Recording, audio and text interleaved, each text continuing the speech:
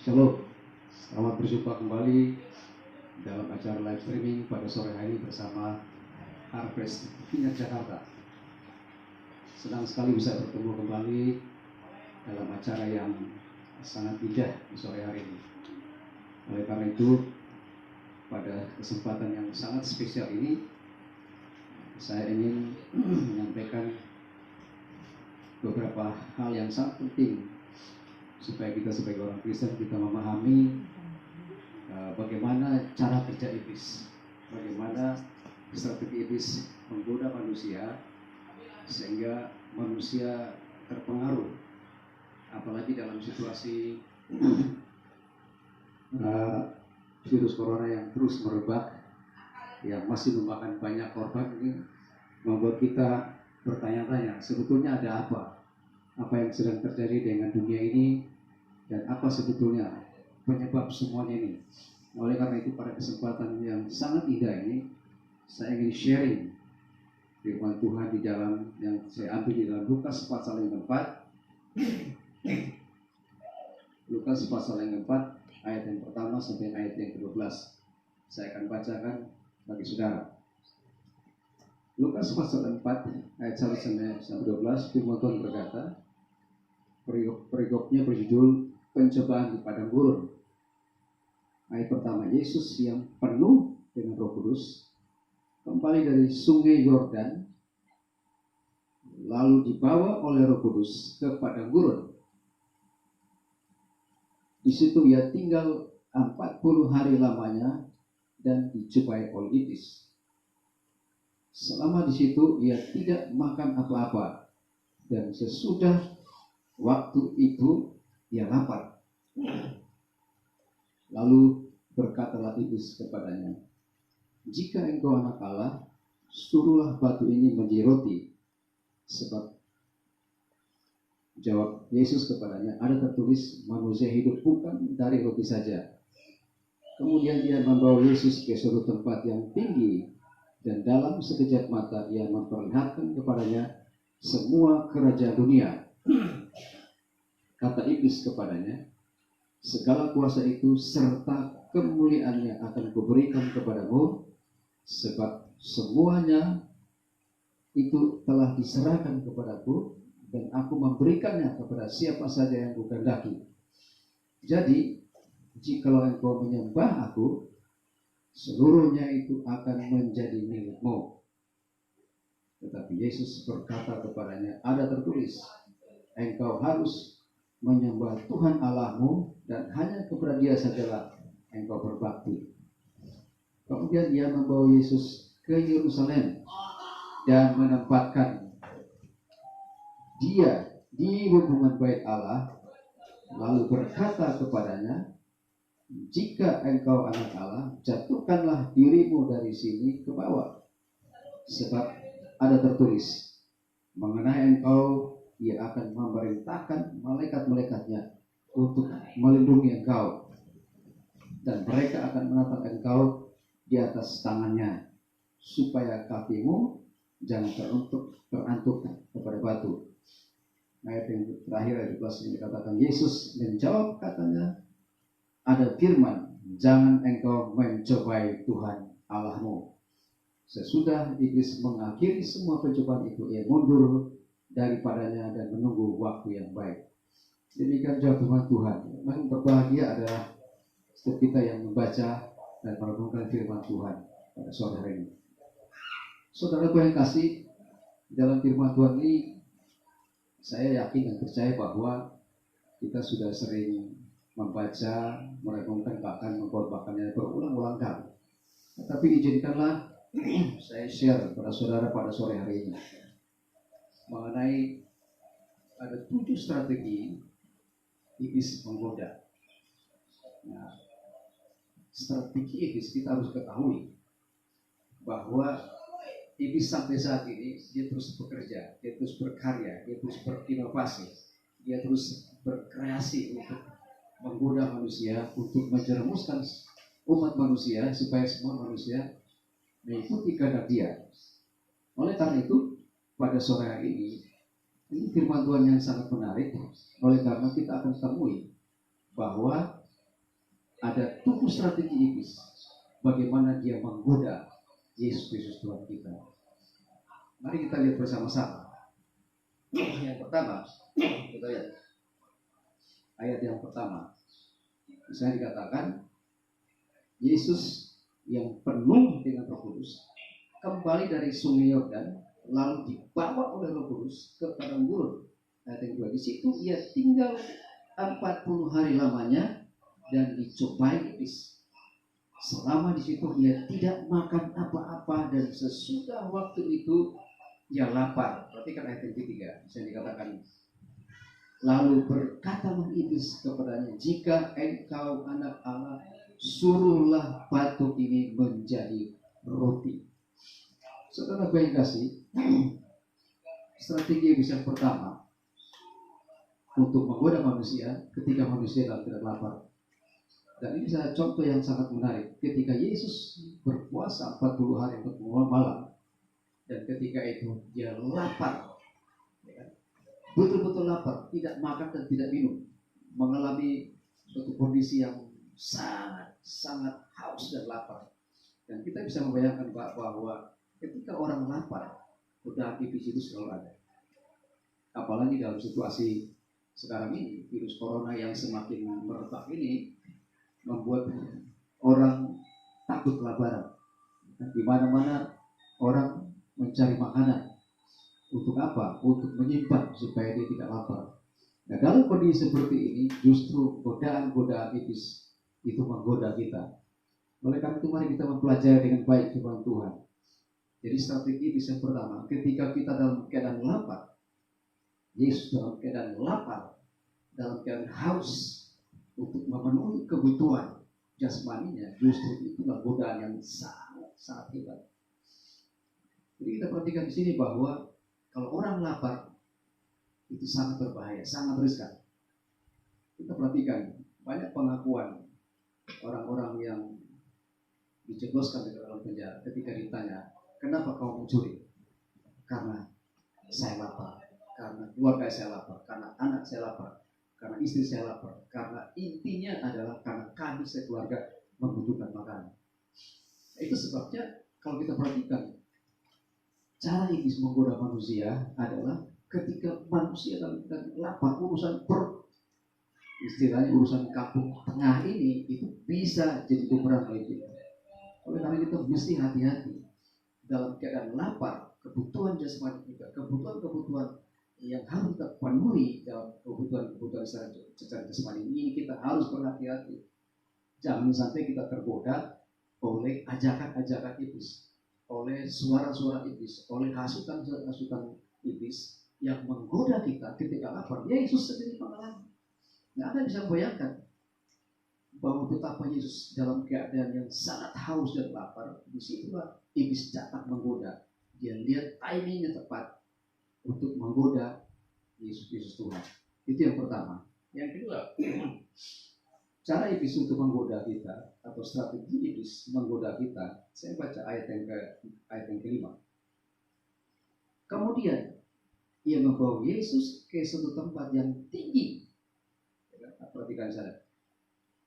Kemudian ia membawa Yesus ke suatu tempat yang tinggi dan dalam sekejap mata. Strategi iblis yang kedua, saudaraku, dia selalu membawa seorang ke tempat yang lebih tinggi. Dia selalu membawa orang dalam sekejap mata. Dia seperti menghipnotis seseorang. Jadi tawaran iblis itu serba cepat, serba instan. Ini berbahaya.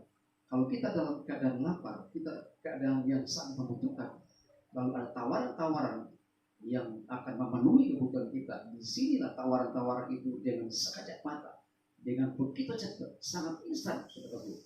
Oleh karena itu kita harus berhati-hati dengan strategi iblis. Anda bisa bayangkan, ketika Yesus saja dicobai dalam keadaan lapar dan haus, tidak berdaya secara fisik, dia datang menggoda, memberikan tawaran makanan. Dia bilang, kalau engkau anak Allah, jadikanlah batu itu jadi roti. Dengan kata lain, iblis melihat bahwa ketika kita dalam keadaan terdesak, ketika kita sungguh-sungguh dalam keadaan yang sangat mendesak, itu kita harus berhati-hati, sebab iblis bisa dengan sekejap mata dia membawa kita ke tempat yang kelihatannya lebih baik, kelihatannya lebih indah, kelihatannya lebih menjanjikan, tetapi justru itu berbahaya sekali karena dia bekerja begitu cepat, sangat instan, saudara. Jadi kita mesti perhatikan bahwa itu hal yang kedua yang selalu ditawarkan oleh iblis, serba instan, serba cepat, saudara. Kalau ada tawaran-tawaran yang serba cepat, serba instan, apalagi dalam sekejap bisa menghasilkan, dalam sekejap bisa memproduksi, dalam sekejap kita bisa mendapatkan sesuatu, ini kita harus berhati-hati. Itu hal yang kedua. Hal yang ketiga, perhatikan ayat yang kelima, ya, masih ayat yang kelima. Saya dikatakan, kemudian ia membawa Yesus ke suatu tempat yang tinggi dan dalam sekejap mata ia memperlihatkan kepadanya apa? Semua kerajaan dunia, saudara. Semua kerajaan dunia, dengan kata lain, saudara, iblis menawarkan sesuatu yang menggiurkan. Jadi strategi iblis yang ketiga, dia menawarkan sesuatu yang menggiurkan, program seperti cepat kaya, cepat menghasilkan dalam waktu yang singkat kita menjadi kaya raya. Dalam waktu yang singkat kita bisa jadi miliarder. Dalam waktu yang singkat kita bisa menghasilkan sesuatu yang lebih hebat. Ini tawaran-tawaran yang sangat menggiurkan, sama seperti zaman sekarang ini. Hampir dalam segala aspek, dalam segala kehidupan kita tawarkan dengan sesuatu yang menggiurkan. Kelihatannya baik, kelihatannya menggiurkan, kelihatannya sangat indah, sangat baik, sangat menjanjikan, saudara. Tapi kita nggak tahu di balik semua janji-janji itu, di balik semua hal-hal yang menggiurkan itu, justru ada jebakan-jebakan dari iblis. Oleh karena itu kita mesti pahami benar bahwa strategi iblis yang ketiga, dia selalu memperlihatkan tentang kerajaan dunia, tentang hal-hal yang bersifat kemauan duniawi, hal-hal yang bersifat luxuries, hal-hal yang bersifat duniawi, kebutuhan-kebutuhan duniawi yang kadang-kadang itu menggoda kita sebagai manusia. Itu yang ketiga. Dan yang keempat, saudaraku, kita perhatikan strategi yang keempat. Saya masih baca dari ayat yang ke-6. Saya dikatakan, kata iblis kepadanya, segala kuasa itu serta kemuliaannya akan kuberikan kepadamu, sebab semuanya itu telah diserahkan kepadaku, dan aku memberikannya kepada siapa saja yang ku kehendaki. Kita perhatikan di sini. Poin yang ke-6, ya. Strategi iblis yang ke-6. Kita perhatikan di sini, ya. Maksud saya strategi yang keempat, yang keempat, maaf.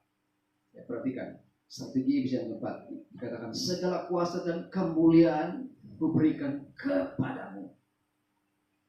Dengan kata lain, strategi iblis yang keempat adalah memberikan janji-janji palsu. Janji-janji palsu yang kelihatannya enak didengar oleh telinga. Kedengarannya oleh telinga begitu menggiurkan, begitu sedap, saudaraku. Dia bilang apa? Dia memperlihatkan segala kemauan dunia, segala kerajaan dunia, semua kehidupan yang berbau kemauan, yang berbau luxuries, yang berbau serba indah, serba enak, serba kenikmatan dunia itu dijanjikan oleh iblis dengan program-program yang disebut janji-janji palsu, saudara. Oleh karena itu, sesuatu yang enak didengar, sesuatu yang kelihatannya enak kita dengar, itu belum tentu itu baik, saudara. Ini kita harus perhatikan. Oleh karena itu, mari kita perhatikan baik-baik bahwa ajakan-ajakan yang menjerumuskan kepada janji-janji, awalnya selalu janji-janji, itu sama seperti seorang marketing yang menawarkan produknya, ya kan, dengan janji-janji palsu, janji-janji yang begini, kamu akan begini, kalau kamu lakukan ini, kamu akan mendapatkan ini, kalau kamu melakukan ini, maka hasilnya akan seperti ini. Seperti seorang marketing yang hebat. Jadi iblis menawarkan cara marketing dengan janji-janji yang aduhai, janji-janji yang mengenakan telinga, janji-janji yang serba nikmat secara dunia. Ini kita bisa perhatikan. Itu yang keempat. Yang kelima, saudara perhatikan. Ayat yang ketujuh. Jadi jikalau engkau menyembah aku, seluruhnya itu akan menjadi milikmu. Perhatikan, dia bilang, kalau kamu di sini katanya, jadi jikalau engkau menyembah aku, seluruhnya itu akan menjadi milikmu. Poin yang kelima, ya, strategi iblis untuk menggoda Yesus Kristus Tuhan, untuk menggoda manusia, untuk menggoda kita orang Kristen. Dia bilang, kalau kamu sembah aku, seluruhnya itu akan menjadi milikmu. Dengan kata lain, dia menawarkan kita, dia mengalihkan perhatian kita dari cara kita yang baik menyembah Allah dalam roh dan kebenaran, cara kita menyembah Allah yang baik. Justru dia singkirkan kita, dia geser kita untuk kita boleh menyembah berhala. Kita mulai meninggalkan pola ibadah kita yang benar. Kita mulai meninggalkan pelayanan kita.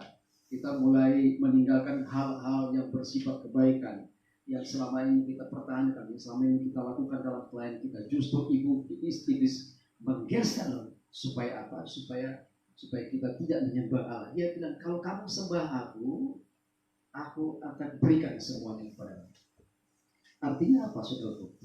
Iblis memberikan santunan-santunan. Iblis memberikan bantuan-bantuan yang kelihatannya serba indah, kelihatannya serba enak, serba kenikmatan dunia, saudaraku. Tapi justru ini hal yang sangat-sangat berbahaya kalau kita tidak perhatikan. Jadi hati-hati dengan pemberian bantuan, pemberian hal-hal yang seperti secara gratis. Hal-hal bukan berarti saya menolak orang memberikan gratis, tetapi kita mesti mengetahui kenapa orang diberikan gratis. Kalau dalam keadaan pandemi coronavirus ini orang berikan gratis, maka gratis itu bagus. Tetapi kalau dalam keadaan yang tidak terdesak, lalu orang menawarkan sesuatu yang serba indah, serba baik, justru kita harus hati-hati.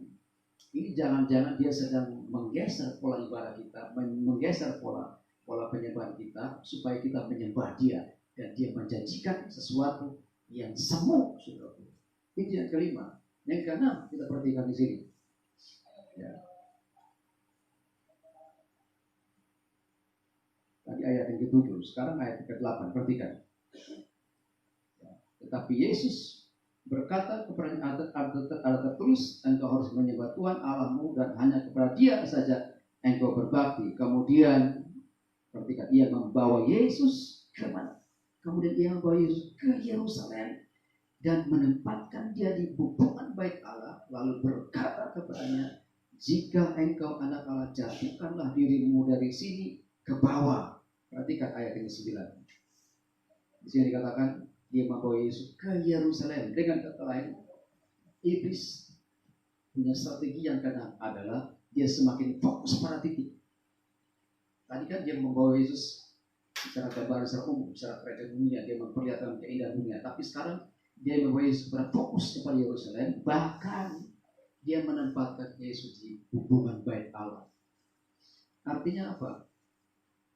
Poin yang keenam atau strategi yang bisa keenam, dia ingin mengelabui orang percaya dengan menggunakan atribut-atribut kealahan.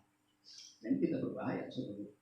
Hati-hati dengan atribut-atribut kealahan, atribut-atribut bait Allah, atribut kekristenan. Kadang-kadang kita dikelabui orang yang datang tampil dengan menggunakan salib, menggunakan atribut-atribut yang kelihatannya Kristen, kelihatannya baik, kelihatannya tanda-tanda kekristenan ada, tapi justru sangat berbahaya, saudara. Karena Yesus sendiri dibawa ke Yerusalem, memang fokus dari kerajaan duniawi, karena dia tidak mempan, dia membawa fokus ke Yerusalem.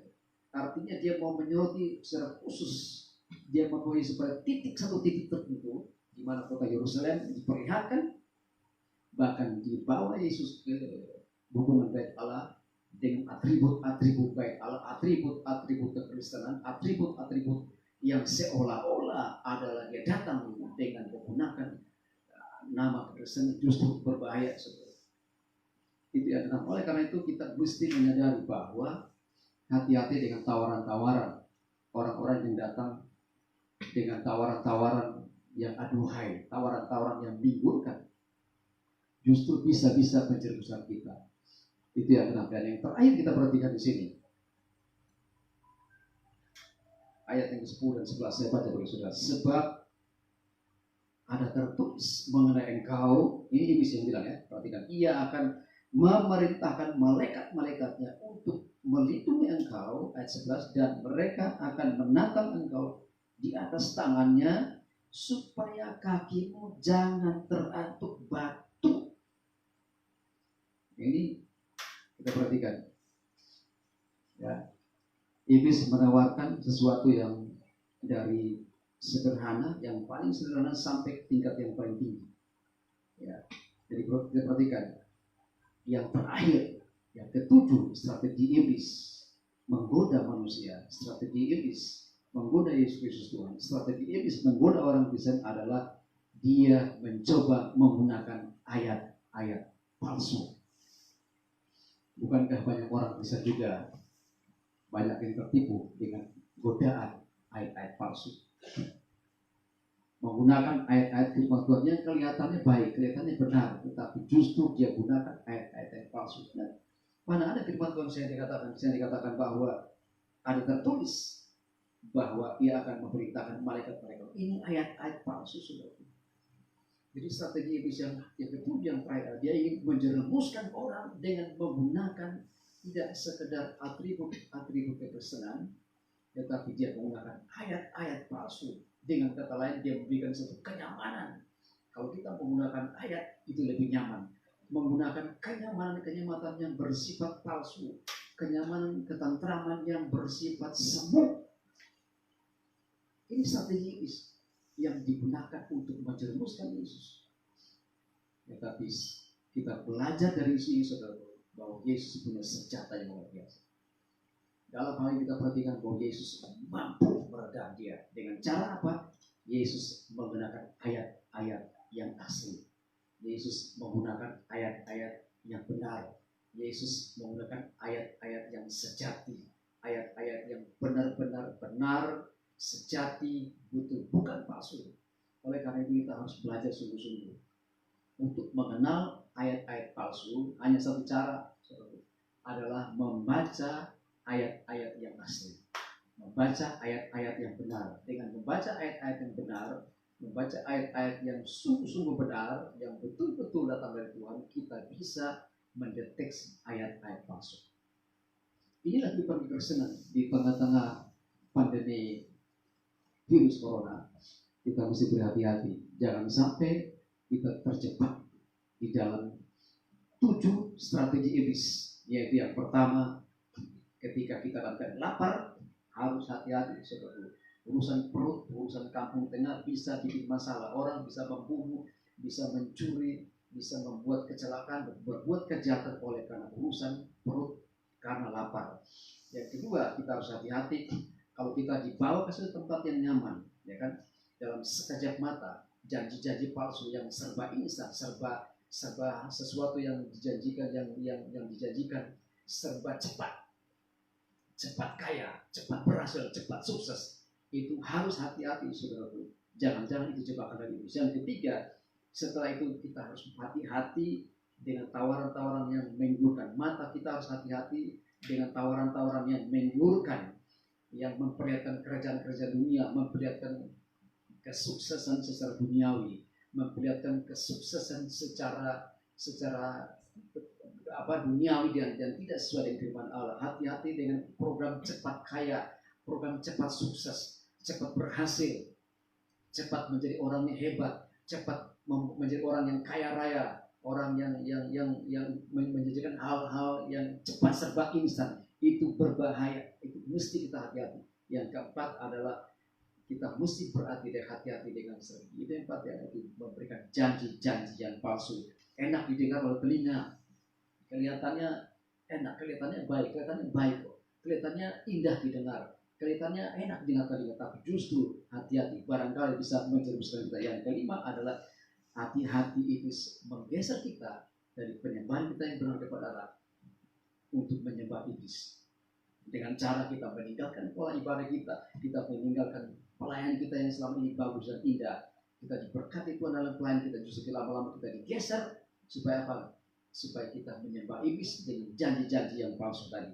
Yang keenam adalah hati-hati dengan seperti iblis. Yang terakhir, yang kelima, yang keenam adalah dia fokus dengan menggunakan atribut-atribut kekristenan, atribut-atribut kealahan, atribut-atribut yang berhubungan dengan pola ibadah, yang berhubungan dengan hubungan bait Allah, berhubungan dengan bait Allah, berhubungan dengan hal-hal yang bersifat kekristenan, mengelabui orang percaya dengan menggunakan atribut-atribut kealahan. Dan yang terakhir, yang ketujuh, sekali lagi saya tekankan, hati-hati dengan ayat-ayat palsu yang disebarluaskan oleh iblis. Apalagi zaman sekarang ini banyak nabi-nabi palsu yang muncul dengan mengatakan atas nama Tuhan, membuat banyak mukjizat, hal-hal yang ajaib, hal-hal yang aneh, tetapi justru menggunakan ayat-ayat yang palsu. Oleh karena itu, cara untuk kita melawan hanya satu, kita mesti menggunakan ayat-ayat yang asli. Kita rajin membaca Alkitab, rajin merenungkan firman Tuhan, supaya kita tahu ayat-ayat yang benar,